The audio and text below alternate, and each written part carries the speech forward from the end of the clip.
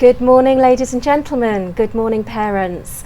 And welcome to the SCMP Conversation, a holistic primary education, educating the whole child. I'm Ruth Benny of Top Schools, and I will be your host for today. And today's guests, may I introduce to my left, Howard Tuckett, Headmaster of Wycombe Abbey School, Helen Graham, Year 2 class teacher of Wycombe Abbey School, and Jeremy Young, former political assistant to the Secretary for Education and a father of 4 daughters. Welcome to my guests this morning. Thank you for being here today. So we are talking about holistic education, and as educators, you would know exactly what that means. Could you please start to break that down for our parents? Howard, what is a holistic education? Thank you, Ruth. Yeah, good morning. Holistic education is really quite simple. It's about educating the whole child, the whole person, particularly at the primary age, where children are going through a considerable development in the 4 or 5 years that they're at the primary stage. Obviously, physically they're growing. Anybody who's ever bought shoes for a primary school child knows how fast they grow physically. And every other aspect of their character, their psyche, their academic ability, their awareness of themselves in relation to other people, all of these things are developing at a very rapid rate, far more rapidly than most other stages of life. And the thought behind a holistic education is that it's more than just the academics. The academics have to be excellent, of course, but then you're teaching the academics in relation to the rest of the developing child. Thank you. Is this not what all schools are doing in Hong Kong and maybe around the world these days? Is that not a modern education? I think it's probably what most schools are doing without realizing it. Those schools that work on this specifically will have planned, for example, their assessment models, their classroom layout, their school design around such things. But I think there's nothing new under the sun. I think good teachers have been teaching holistically for hundreds of years. It's nothing new. So it's a very deliberate approach to a holistic education. I think when you put the label holistic on it, yes, you've made it a deliberate approach. Right. Yeah. So what are some of the questions that parents might ask you when you explain that this is what you do at Wycombe Abbey? I think rather than a question, I think there's a point of confusion that often arises. And it's between these two very commonly repeated phrases, the one being holistic education that we're speaking about this morning, and the other one is child-centered education. And because these two phrases are quite common, it's becoming the case that mistakenly they're being thought of as being the same thing. So child-centered education would refer to a curriculum and a curriculum design where the child's interests and the child's impetus is leading the teaching that's going on. Whereas a holistic education needn't necessarily be strictly child-led. In our case, we're following a set curriculum with set outcomes and set assessment levels. But wrapped around that, we're balancing it by teaching all sorts of other social skills, physical skills, internal well-being as part of the package. Understand. We can dip more into those specific areas perhaps later on. Of course. Helen, you're teaching 6-year-olds. Yeah. So what does that look like on a day-to-day basis in your classroom? So the children arrive early in the morning, and we have activities in the hall, normally where all the children meet, and we have Mr. Tuckett and Miss Chen, our deputy, who share reading with the children first thing, and they have different activities that they do. So they have kind of dancing, we have the librarian come and share reading books. Then we have form time, so the children come to the classroom, they have their kind of the beginning of the pastoral care, where the children come and work with the teacher, they work with the teaching assistant and begin the day. And then we start at 8:30, we start our lesson sessions, and we have 9 sessions through the day, and sometimes they're single sessions of lessons, sometimes they're double, sometimes they're triple, depending on the subject. How does that differ from perhaps a more traditional education in Hong Kong? I think a lot of parents, certainly we've seen a drift in recent years where a lot of parents are choosing a more well-rounded or a more holistic approach as opposed to a more local approach. And perhaps, Jeremy, I can ask you this. So perhaps you can share with us your daughter's story. Sure. So 2 of my daughters are studying at Wycombe Abbey at the moment.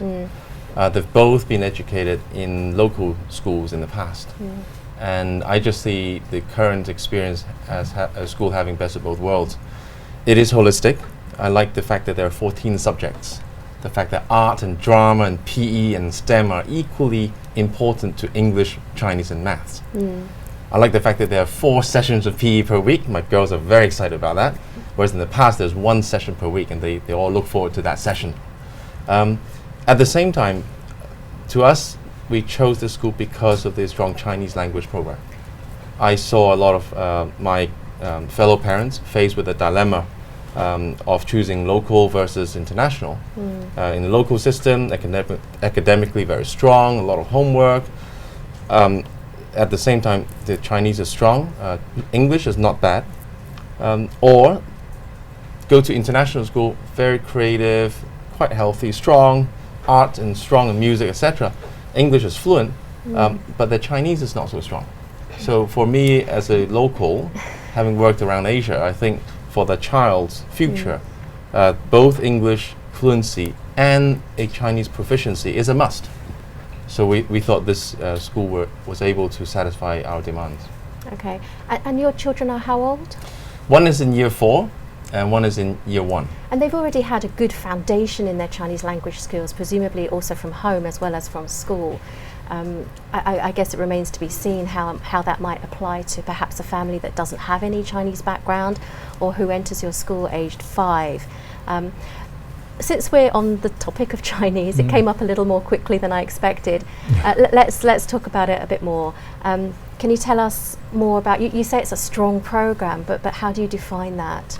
I think we give a lot of credence to Chinese. Clearly, we're an English curriculum school. English is the main medium of instruction throughout the day in all of the subjects except Chinese. We teach Chinese well and we teach it a lot. Now, to come back to your first point, so of course we have children from all over the world. We have a large percentage of our children are local Hong Kongers, and an equally large percentage of a completely international mix. So there's a very wide differentiation in their ability to speak Chinese as they're starting out, particularly at the age of 5. So for that reason, we allocate 2 teachers to every single lesson. 2 Chinese linguist teachers go in to every lesson, and each class is separated into a non-native speaking ability group, children who are new to Chinese, and a native speaking ability group. Some of these children might not be fluent yet, but they certainly probably have a background, they have an ear for the language, they've had some immersion in it, or maybe right up to being completely fluent already by whatever life has enabled them with. So our classes are not particularly big anyway, but by putting 2 teachers in, we have a very good ratio. And we have 2 different curriculum, both commercially available, one for second language, one for first language. And these 2 parts of each class go in tandem. As Helen was saying, we have 9 periods every day. Our 2 biggest subjects in terms of time allocation are English and Chinese. They both get the same time allocation, followed closely by maths, which is just 1 subject, at least 1 period a week less than the 2 main languages. Right, and you're teaching Chinese with simplified characters. That's yes. So we teach Putonghua, and the children are starting out with simplified characters. As they get more competent with those, of course, traditional characters come in because the simplified alphabet or a number of simplified characters is obviously far less than the traditional characters. So it's not a complete divide, but yes, they certainly start with simplified. If they come to us knowing traditional characters and they're happy to use the traditional characters, they wouldn't be marked down, they could certainly carry on with those. And then in our ECA programs, for those families who wish to enrich their existing Cantonese Hong Kong culture, we offer Cantonese, things like Chinese character calligraphy, and so on and so forth, as clubs and activities after school as well. Just before we leave the Chinese program, the two programs for non-native and native, are they arriving at the same destination or not? Because normally an English curriculum school will go towards GCSE, which is not that demanding. Yes. Frankly, I don't know the answer to that, whether they get to you're speaking to the least Chinese competent person in the school, I'm afraid. But if you would like to make reference, there will be a webinar coming out of the school yes, we'll on mention Friday. That at the end. Yes. Sorry, so our deputy head will be running that, all Okay. about the teaching of Chinese at the school. So that would be the place to get more information. Okay, thank you. So you mentioned the ECAs. So in terms of holistic education, you actually keep the children, or the children have the option to stay in school until 5 o'clock, which is quite unusual and quite appealing to me as a parent if I had primary school aged children. So perhaps which of you would like to tell us more about, extending the typical day beyond the actual 9 periods? Yeah. So the children really enjoy the ECA. So we have some external providers that come in, and we also have teaching staff that support the activities as well. And they are arranged. There are some sporting activities. There are activities linked with science. So we have STEM activities. We have extra science, NASA. We have cooking. It kind of covers every element that you could want your child to be learning. And the children have quite a lot of ownership. They speak with their parents, they speak with us about the clubs that they would like to do. And we had, at the beginning of the year, we had sessions where all of the extracurricular providers we had a fair, didn't we, where the parents and the children were allowed to explore all of the different options before they signed up. Are those at extra cost, or are those included? No, if they're provided by members of staff, there's no extra cost. The external companies will charge, but the rates are quite reasonable. I think as we closed down for the COVID, we had 35 clubs on offer. Obviously, we're a new school, so we haven't got a full capacity of children yet, and we were running 26 clubs a week. Yes. At that point, and growing. Wow. So it's very busy. And also homework club, children can stay and do homework. I was just about to say. Yeah, very appealing. It's good to support the children extra with the work, and it means that when they do go home, they are home and they can enjoy family time. So your primary school only, we should just mention a few facts. Wickham Abbey is currently a primary school, so children start at 5. Yes. How many students do you have enrolled? We're just over the top of 90, approaching 100 now. That's We're still in our growing first fast. year, a very interrupted first year. But it's growing fast. It is growing fast. We're very busy. We're doing tours and doing assessments almost every day of the week at the moment. Right. And how many in a class? There's a top limit of 24, but around 20 would be the norm. And that's one teacher and a teaching assistant. And a teaching so assistant. Yeah, 1 to 12, 1 to 10, something like that. I want to ask a little bit more about non-academics. Maybe we can come back to academics later on. So we are talking about holistic education. Good morning, parents. We're here with Wickham Abbey School this morning. We're talking about a holistic education. So we've talked a little bit about the Chinese program and some basic facts. Social, emotional and well-being is a topic that parents are asking us about almost daily. So it used to be the fact that parents were very, very keen on their scores, and they still are. But assuming that that's a given, assuming that academically they can meet the requirements, what do you do as a school? What's your philosophy to well-being and social, emotional balance, if you like? I think we've, obviously as a new school, we've had the benefit of being a small staff at the moment, so we've had lots of kind of meetings, lots of training to develop how we would like the school to move forward as Wickham Abbey, Hong Kong, and I think we have a big emphasis with PSHE and RE within all of our lessons. Can you define that for our parents? Personal, social health and emotion. So we have those lessons throughout the week, but they also integrate within all of our subject lessons as well. They integrate within our ECAs as well.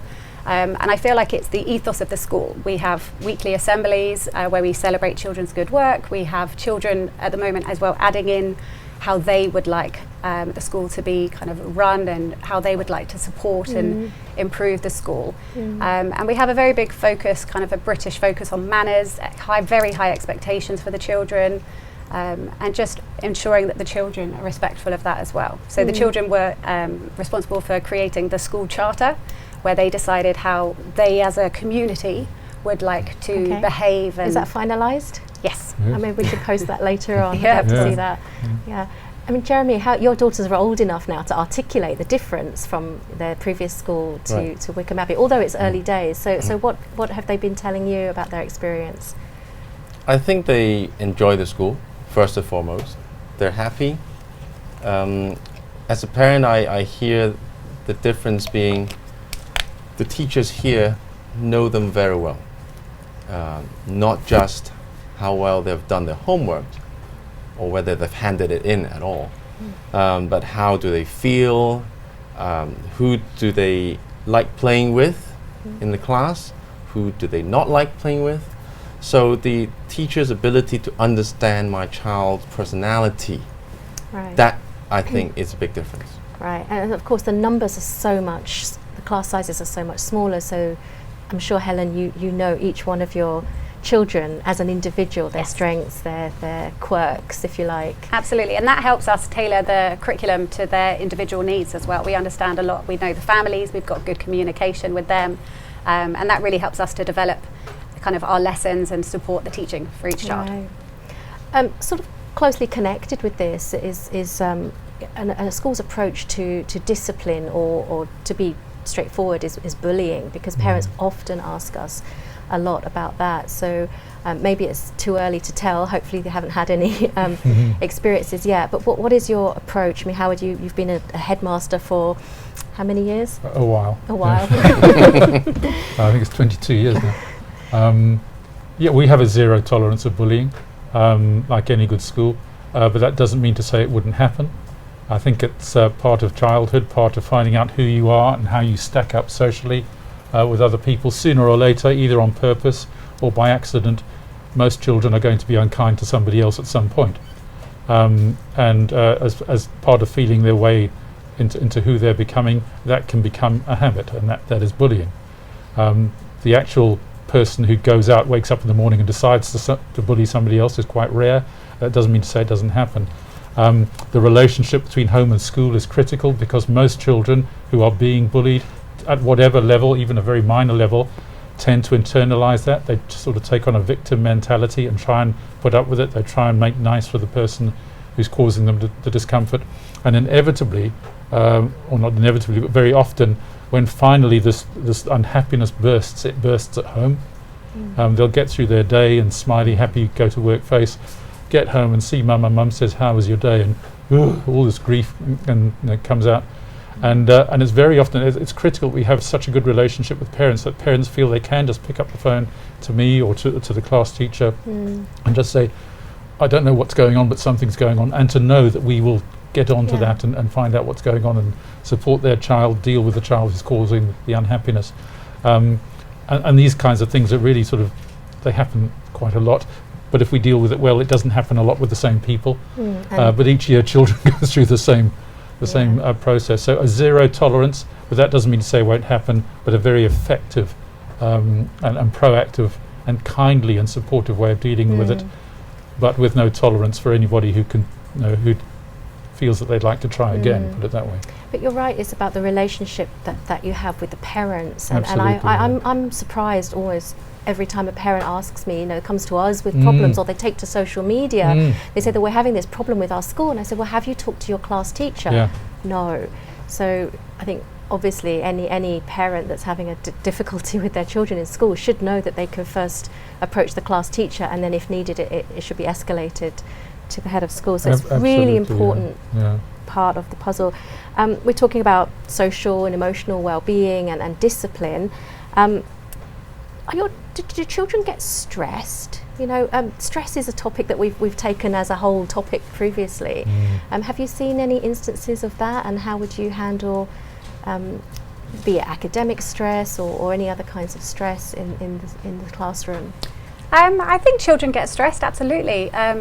And what we're really focusing on doing is just giving children the skills to understand the stress factors, how it impacts them, and giving them kind of the skills and tools to be able to move forward, because everyone is going to get stressed in future life, and there's different children are stressed by different factors, and sometimes they're factors at home, sometimes they are factors at school, sometimes it's a music exam, whatever the reason. So what we're doing is just trying to develop resilient and independent learners who are able to kind of face a challenge positively, as opposed to see it as a stress factor.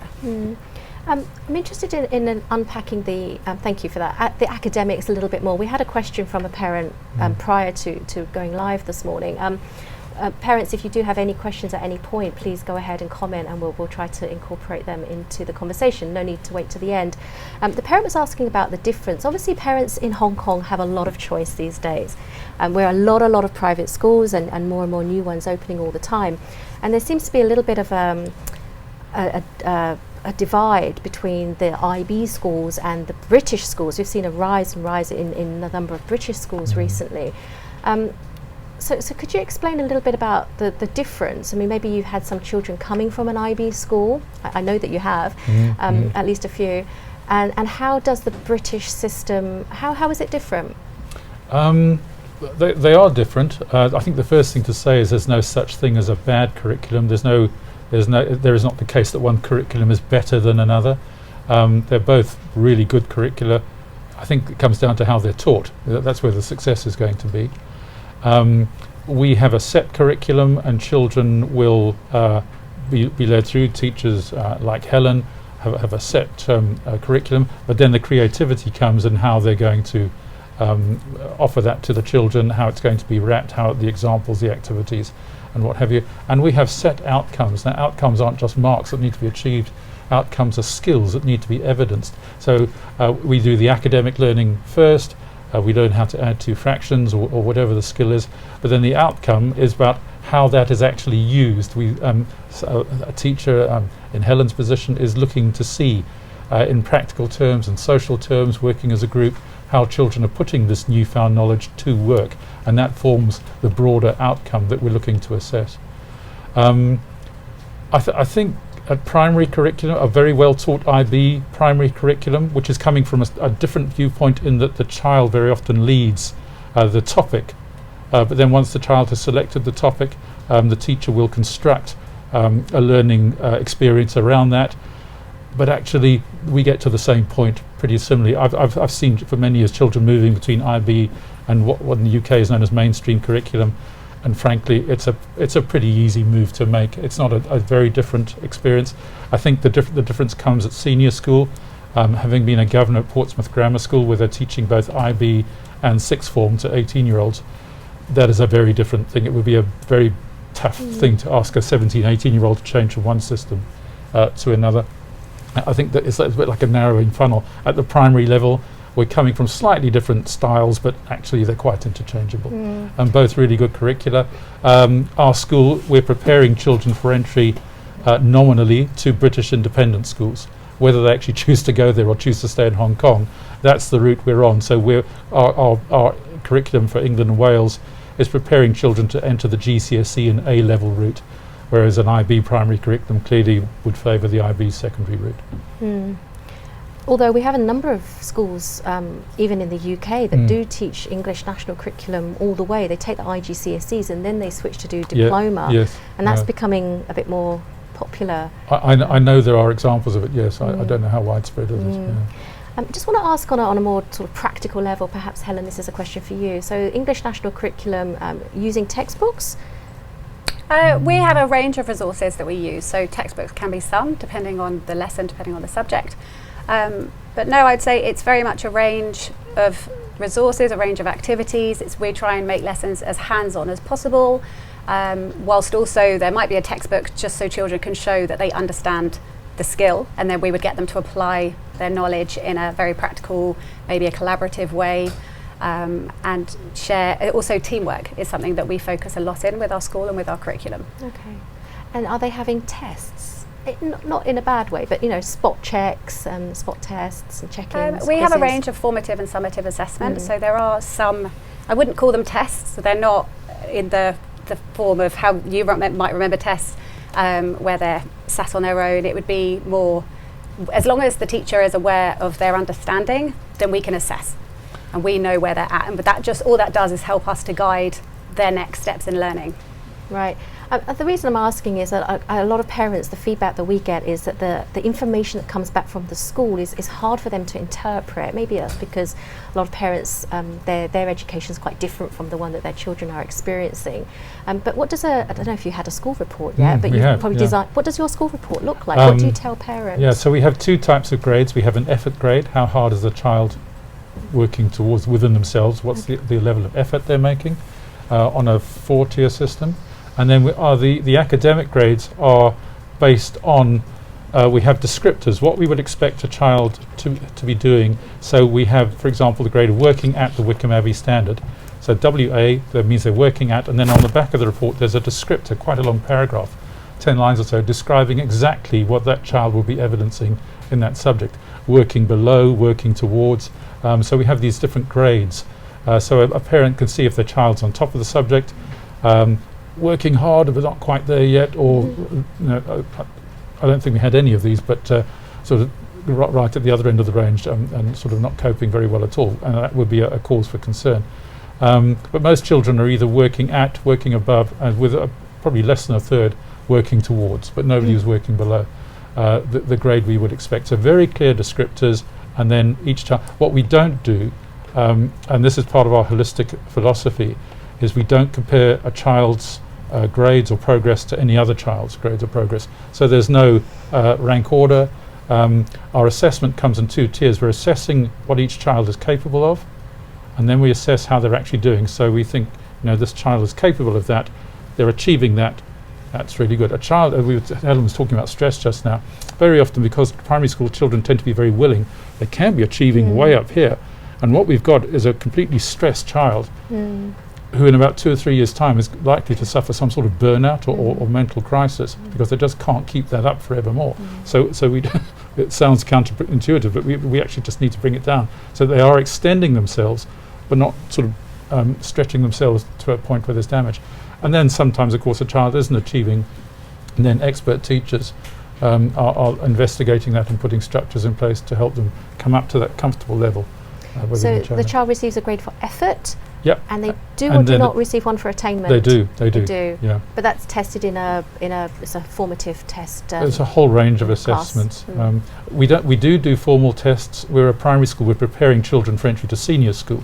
It would be we'd be failing our pupils if we didn't give them experience of writing formal tests and examinations. But we do that for their experience, rather than because we need the information. As Helen said, class teachers are getting the assessment information all the time, every day. They've got thousands of information. And I knew that this would come up, and it's come up now. We have a question from a parent, Andrew, thank you for your question, where a child might not be meeting the Wickham Abbey standards, where there might actually be a reason that that child is not meeting the standard. There may be some learning need. How does your school support children with individual learning needs? We have a SENCO who, if we feel as class teachers we need Special to needs coordinator. Yes, so if we feel we need extra support in the classroom, she's fantastic, very dedicated, and is able to put lots of different elements into place to support the child.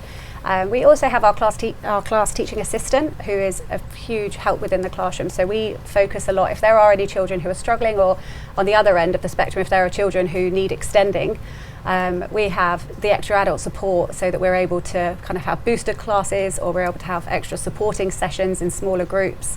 And we have a large amount of space, so we're able to kind of utilise the space that we have for smaller group work, and just to support or extend. So do you have children with diagnosed needs, and what sort of needs would you be able to accommodate for, and potentially which ones would you not be able to accommodate? It's very difficult to answer. There are no two dyslexic people who have the same description of dyslexia. Dyslexia is just a really broad descriptor, to use the example of dyslexia, and of course there are other examples as well.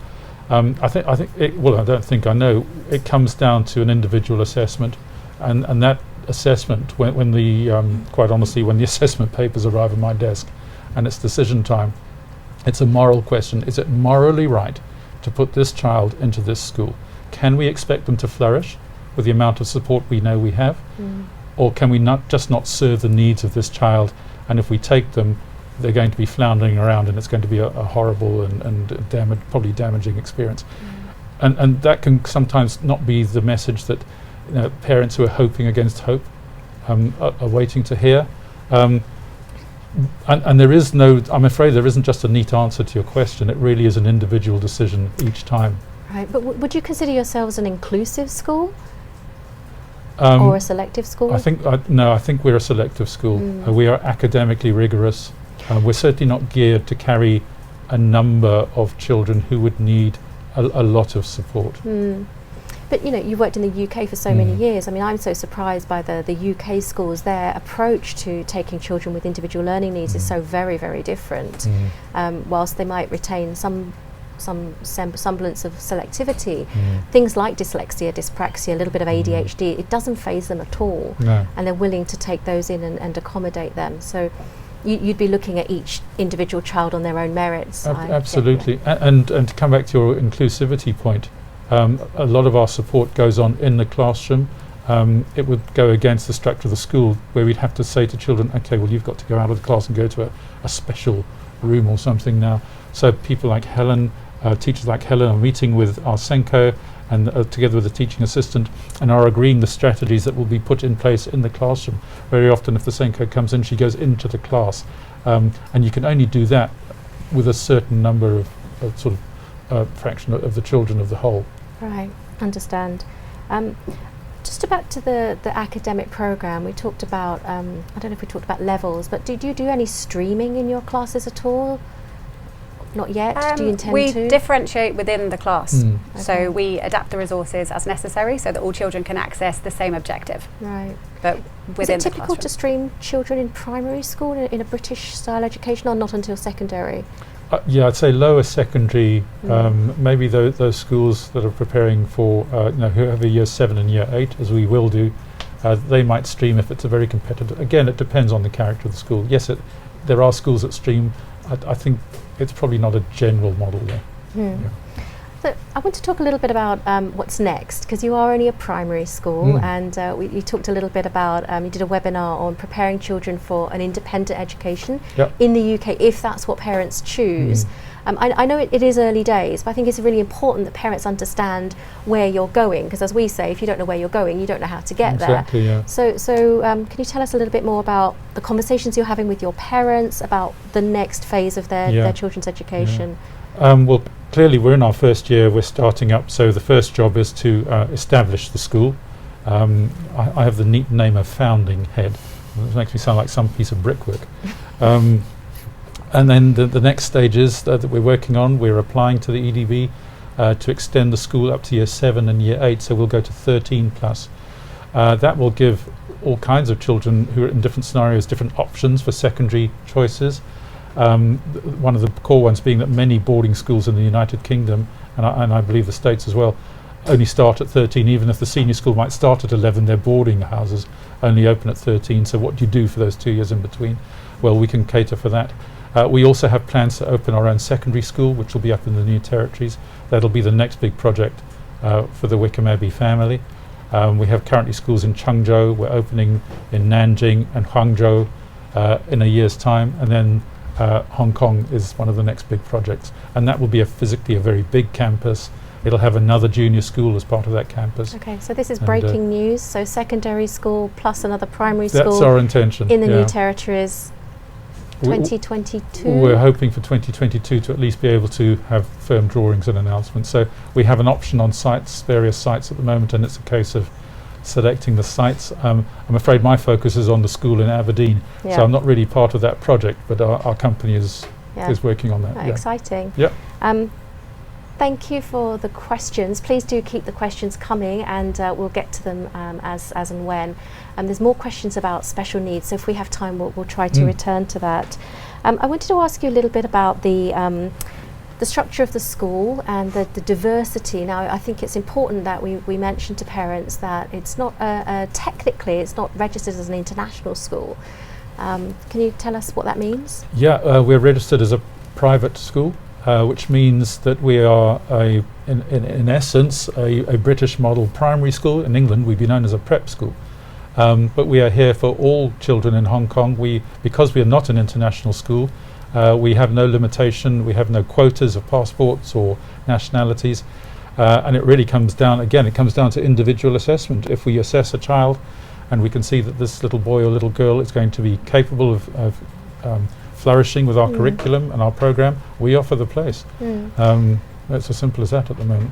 But having said that, in fact, the 90 or so pupils that you have enrolled, it turns out to be very diverse. Shall I answer that? Oh yeah, go ahead. Slightly less than 2/3 of our school are local Hong Kong families, and then the other group are internationally very diverse. It's not as if they all come from the UK or from the United States. We have Swiss. We've got a little girl from Norway coming, Italian, Spanish, and from all over Southeast Asia as well. Australians. We've got a very vibrant international mix. Yeah. Interesting. I think that's definitely a symptom of just so much more choice now, that parents really do have free choice in so many schools. One area that I do want to address is technology. So you are only a primary school, but we're also seeing a lot of comments, parents sort of resisting the idea that their children have iPads or laptops, and they're used almost as a crutch rather than a tool.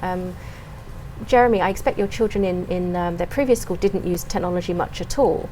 Is that Not right? as much as the current school.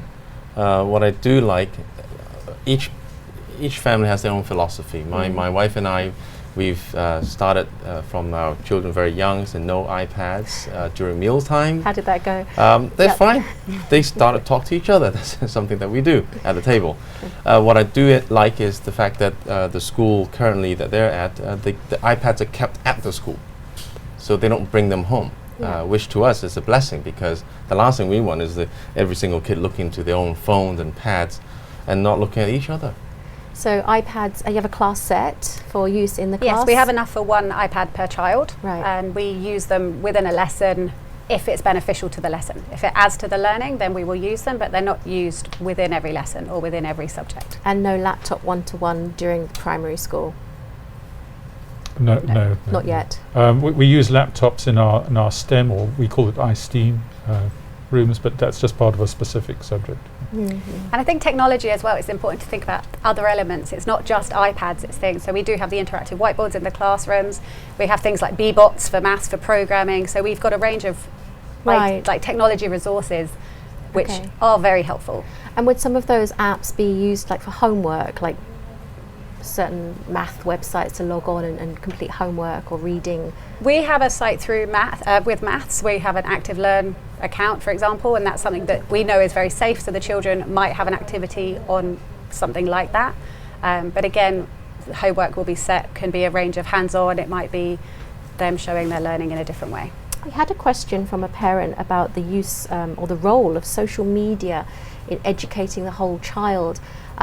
Perhaps we can talk about that. I think it's a very interesting question. Although you are only a primary school, you are extending and eventually will be a secondary school.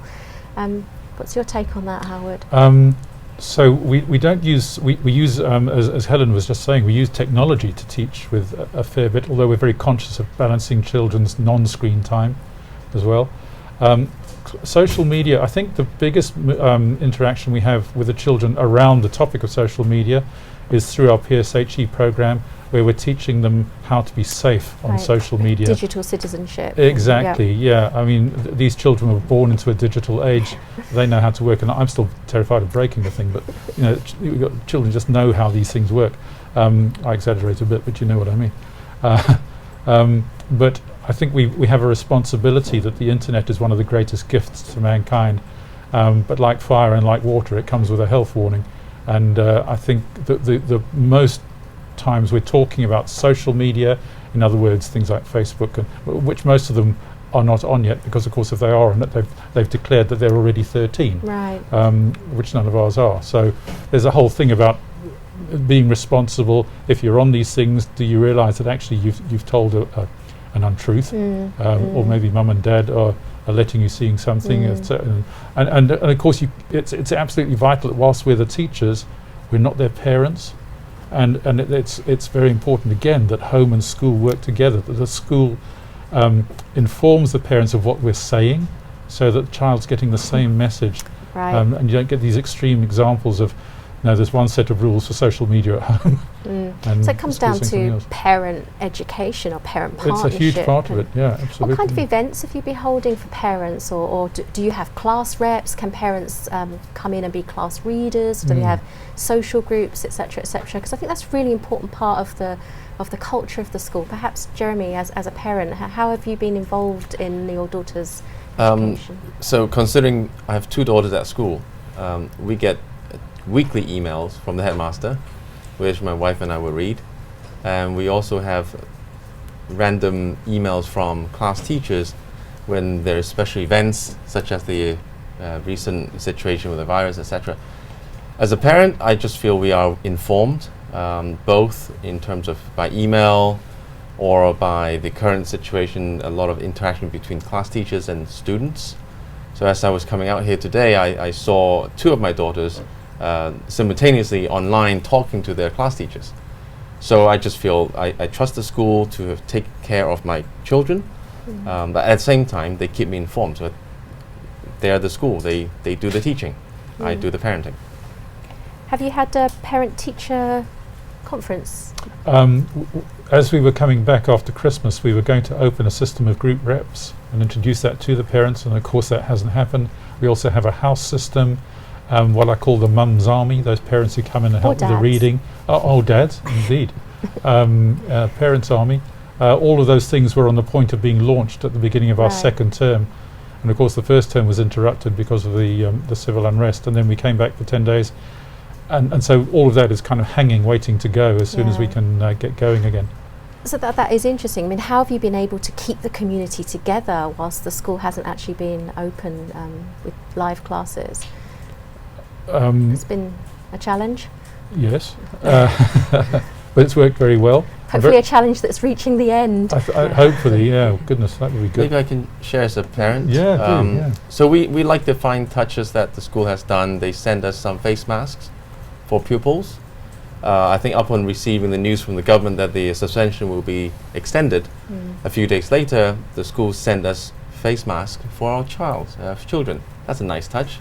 At the same time, I think last week, the art teachers sent us the children canvas for them to draw as a homework. Right. And so my child's been very busy drawing a poster for Alice in Wonderland and getting the parents involved as well. And I think most recently, the school started sending library books to our home. We can decide what to borrow. And at the same time... How do they send them? By courier? We send our school bus out. Oh, okay. So the bus goes to pre-advertised locations around Hong Kong, and people can meet the bus. They've ordered their book online, so the book is on the bus for them, and they can hand in their old one, or as Jeremy was saying, hand in artworks or projects or anything like that. That's really interesting. So I think we cover 6 or 9 locations around Hong Kong every week. And most recently I've joined as a parent and my 2 other daughters as well on their daily morning exercise. The PE teacher hosts I think through Zoom, a morning exercise routine at 8:30, and it's not just for the pupils. So my wife and I and all our family joined in. Okay, we'd like to see the video evidence. No, I mean that's been the biggest challenge. I mean, for me as a parent, is the lack of physical exercise and the too much screen time. We talked about this on another webinar earlier on. All right, we are reaching roughly the end. So thank you to the parents for listening. Thank you for all your questions. I'm going to try to organise them. If you do have questions for any of our panellists, please go ahead and type in the comments, and we will try to get to them. I want to come back to the idea of special needs. So this is always a hot topic. So if you are accepting some children with needs that can be accommodated and the children can be mainstreamed, a parent has asked if there are extra charges applicable. No, is the short answer. Unless an external expert, for example like a language therapist needs to come in, a speech and language therapist, then of course they would need to be paid. But if it's our teaching team, our staff, then no, it's all part of the fee. Okay. And presumably you would ask parents to be honest and open and disclose any needs at the application process, and they would not be discriminated against. No, the whole process is in the interests of the child. It's not about the school. So yes, we would need that, and very often we get specialist reports, and I think sometimes parents think it's never going to work, but actually to have good professional information from wherever the child has been before is very helpful, and has made us make some correct decisions, and some of them have been a positive yes. So can you give us some examples? I mean, Helen, in your class, do you have children that do have some sort of support? They're having push out or pull in? And Yeah, of course. So we do have some children, and again, it's as always, you have, in whatever class you have children who excel in certain subjects, excel in certain areas, and some children just need extra support with a particular subject, or just even it can be they just really need some extra support with a number, for example, with maths. So there is a variety of children, and that's what we like at our school. I would say we are selective but inclusive, and it's all about building the community, and it's really important to have children from different backgrounds, have children from different countries. Hong Kong is obviously a very transient place, and it's all about that kind of, again, going back to the previous point about bullying, that actually helps children understand each other and understand different cultures, and it helps them grow and develop. I think one of the, if it might help parents to understand the process I have to go through with my team in making these decisions, is that very often a child who needs some sort of support will inevitably receive a lot of that support by being in the class with other children who are doing the same things. That children are very good at picking up tells from other children and mimicking what's going on. Just because we've taken a child who needs a certain amount of assistance and there are no other children in the class, that will work. But if that becomes 2 or 3 children who need the same amount of assistance in the same class, then the weighting, the immersion in the class starts to alter, and the balance shifts, and then it doesn't work for anybody.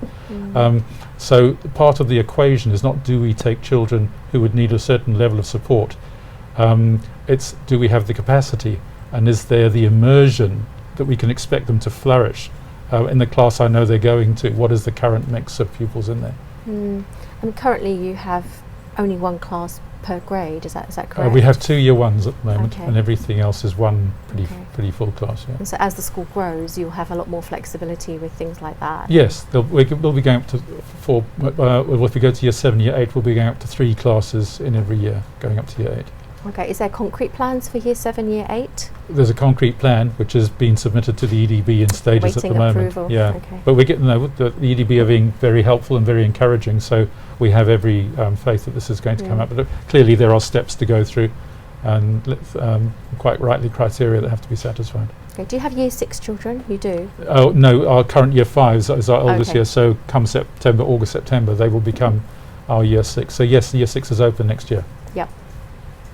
I want to come back to the idea of we're talking about holistic education, and I think that Wickham Abbey is a little different in the sense that talk about the Chinese program being very strong. Now, what we often see in schools that have a very strong program for Chinese is the emphasis is very much there, and then other things sort of fall away, like for example sports or other creative pursuits.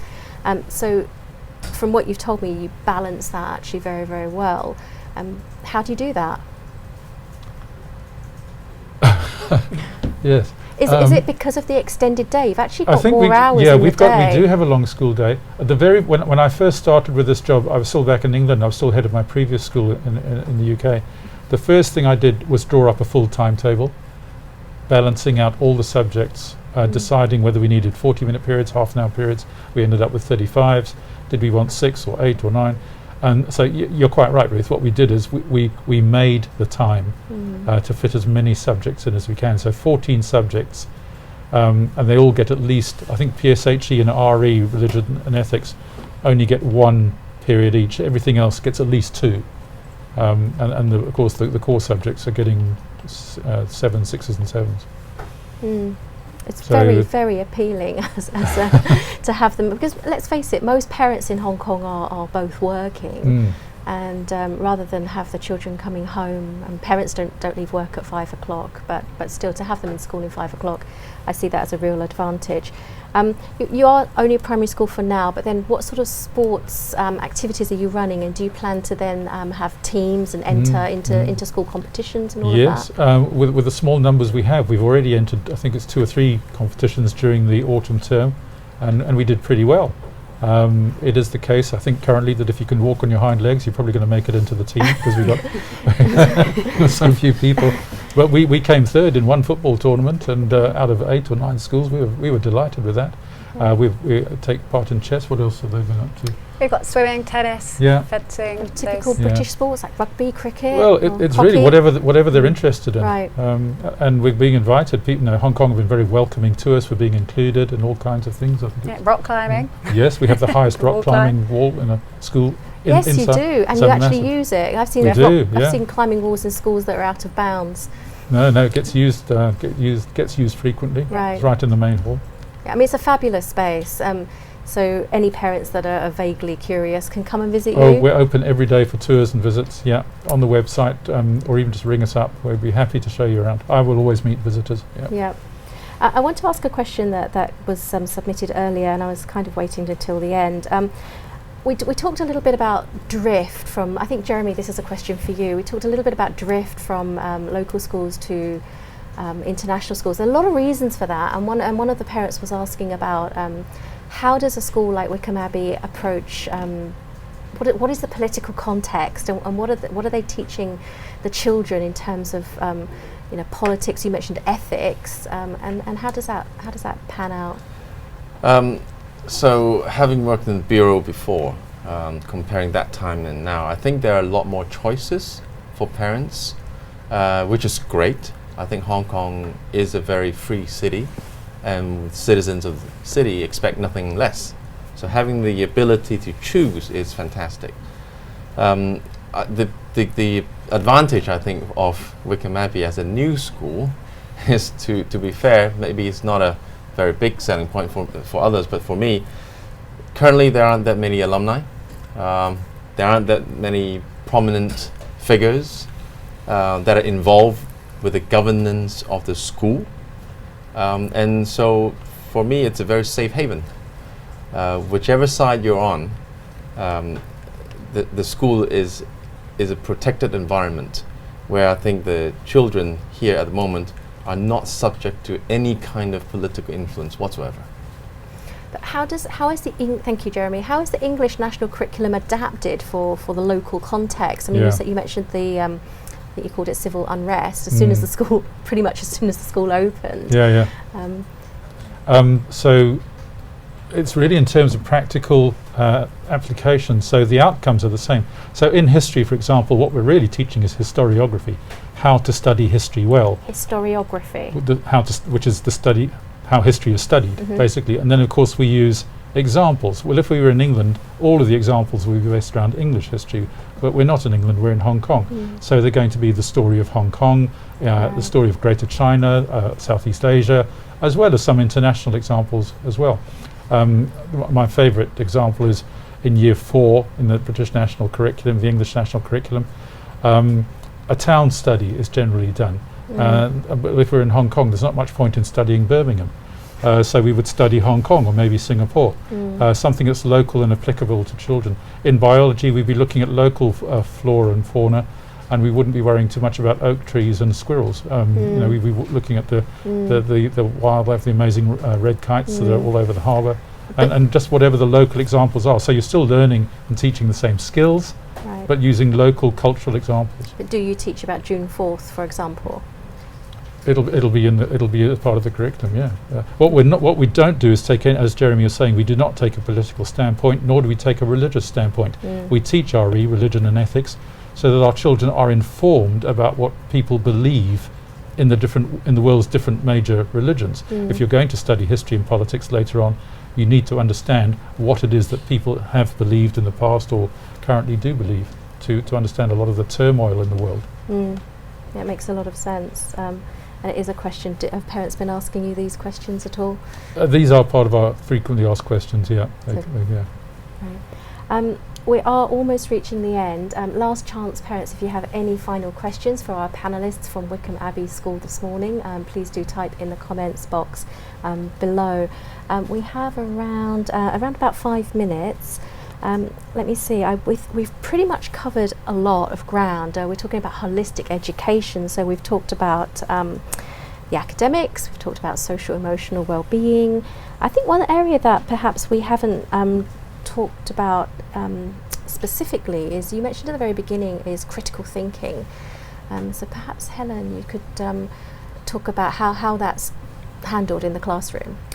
Well, again, teachers will be following the curriculum, and what we try to do is once the children have learnt their skill, then we'll get them to apply it. So we will give them to potentially like a question, for example, to get them to show critical thinking around. It's very much trying to enable children to understand it's not always black and white. There is kind of sometimes the grey area. It's okay to have an opinion that is different to another friend's opinion, and it's all about encouraging that, just the kind of that positive mindset and that creative thinking. Do you find that children who've transitioned from a local school struggle with this aspect? I wouldn't say struggle. I feel like it's something they can very quickly learn, but it's something that potentially they don't automatically come with. Yeah, they haven't had that experience.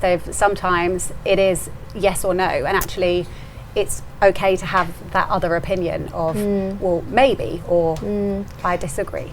And how do you handle, I'm just speaking from personal experience, when my daughter was in primary, she was pretty much mute for several years. How do you really handle a very shy child, a child that isn't really willing to speak up in a group? I think, as Jeremy was saying, it's all about just really knowing that child. If you, as the teacher, could build the relationships, and it's all about trust. It takes time, especially if a child is particularly shy. And it's just trusted, it's in understanding, and sometimes a child might be quite quiet, and that's not something that's just going to click and they will be a very loud, outgoing child. It doesn't necessarily mean it's a bad thing. So it's just building the relationships, encouraging all children to be communicating with each other. And again, as adults, there are quieter adults, there are louder adults. It's not a problem.